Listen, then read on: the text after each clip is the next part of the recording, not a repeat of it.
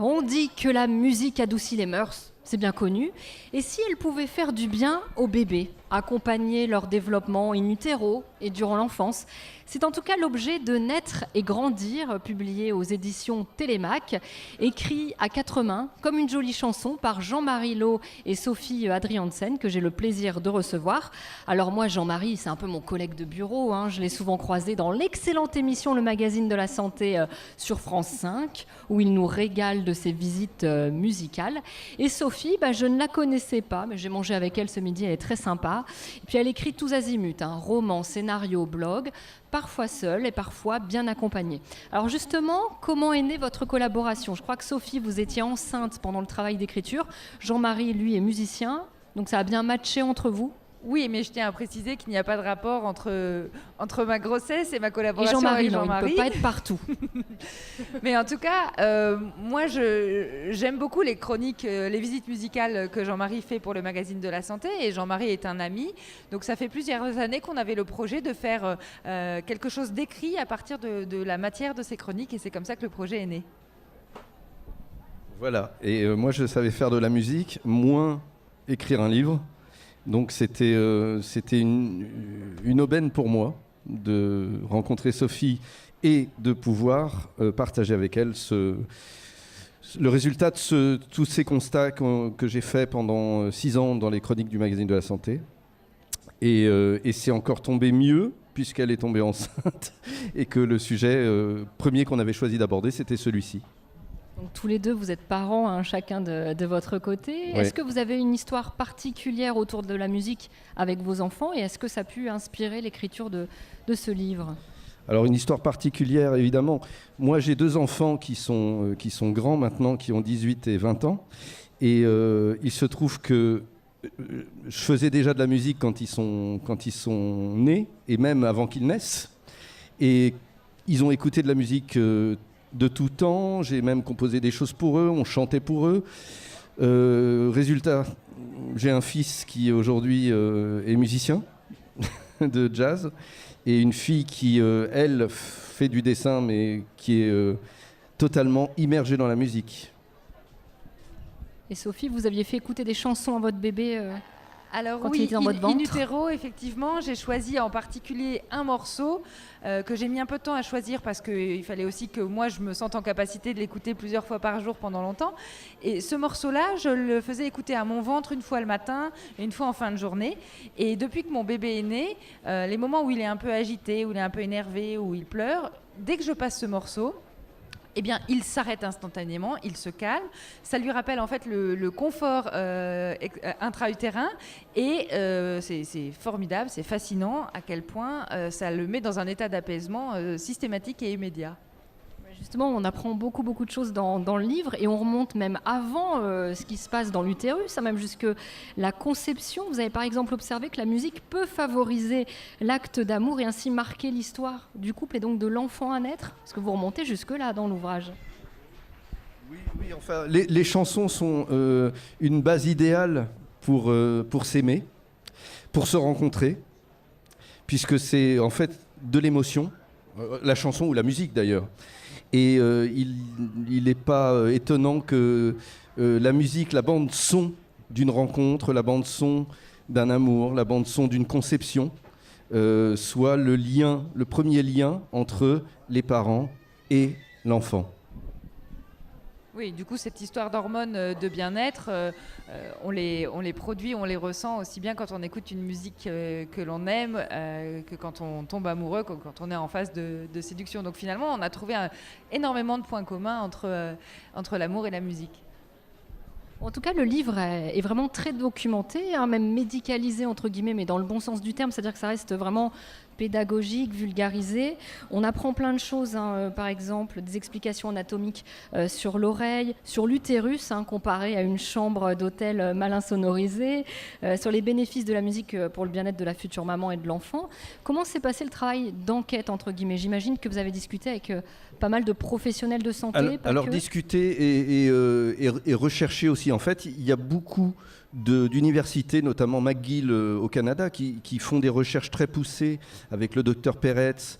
Il y a Oliver Sacks, qui est l'auteur d'un livre qui s'appelle Musifolia, qui avait fait beaucoup de travaux sur la cognition, sur les problèmes d'aphasie et ce que la musique pouvait permettre de récupérer quand on avait par exemple un AVC ou un autre accident neurologique. Donc il y avait déjà toute une somme de travaux qui étaient produits de manière très sérieuse, des musicologues qui exercent dans des structures hospitalières. Ça a été le matériau le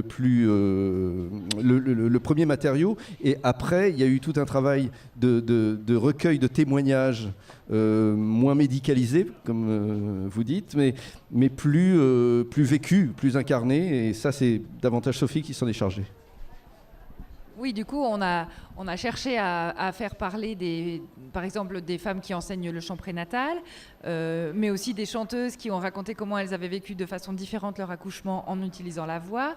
On a rencontré des sages-femmes, en tout cas, tout un tas de professions gravitant autour de la naissance qui ont apporté des témoignages un peu plus pratico-pratiques, je dirais, qui venaient illustrer ce matériau plus scientifique dont tu parles. Et justement, alors je ne sais pas pour vous, mais la question que se posent de nombreux parents, et je crois dans mon expérience, c'est comment endormir ou du moins calmer, apaiser bébé. Et c'est l'objet d'un chapitre, on y apprend notamment l'importance de la fréquence sonore, les sons à éviter ou encore l'existence d'un truc que je ne connaissais pas, de radio doudou. C'est quoi cette radio? Retenez bien, radio doudou, ça peut vous servir. Alors, Radio Doudou, c'est une radio qui a été créée par un papa, parce qu'en fait, c'est souvent comme ça que les inventions les plus utiles naissent. Ce papa trouvait que l'offre musicale disponible dans le commerce n'était pas assez adaptée à ses jeunes enfants. Donc, il a créé une radio sans publicité, mais pour laquelle il a fait une sélection musicale basée sur ses propres goûts, en réorchestrant des morceaux de tous genres musicaux, d'une manière adaptée aux plus petits. Donc on est sur ça c'est Jean-Marie qui en parlera mieux, sur des fréquences un petit peu différentes, mais on se retrouve avec des classiques de Nirvana, de Metallica, qui sont adaptés aux enfants, et la programmation musicale sur la journée varie en fonction des heures. Donc au moment de la sieste, on a des choses plus calmes, en fin de journée aussi, et puis des choses un peu plus rythmées pour ce qui correspond aux phases d'éveil de l'enfant. Voilà, et la musique, c'est de la vibration. La première perception de la musique des bébés, des intra-utérins, c'est par la vibration. Au 5e mois, l'oreille se développe et cette chambre d'hôtel mal insonorisée dont vous parliez tout à l'heure permet notamment d'écouter la voix de la mère, la respiration de la mère, l'émotion de la mère, qui est la première musique dans laquelle est immergé l'enfant, et aussi celle dans une moindre mesure celle de l'environnement et celle du papa. Et alors, il y a un autre avantage, c'est qu'une femme qui chante, ça on a pu l'observer, il y a beaucoup moins de césariennes chez les femmes qui chantent, par exemple, puisqu'il y a tout un travail de respiration. Après, la relation qui s'établit très tôt par vibration, puis par écoute intra-utérine, reste un lien inaltérable et fondateur dans la relation des parents et de l'enfant. Et donc, quand vous parlez d'endormir un enfant souvent a du mal à s'endormir puisqu'il y a une inquiétude qui apparaît, et cette inquiétude peut manifestement être calmée, adoucie par la référence émotionnelle qu'il a trouvée dès le plus jeune âge. Voilà. En tout cas, c'est un ouvrage qu'on peut continuer à consulter comme ça quand l'enfant grandit.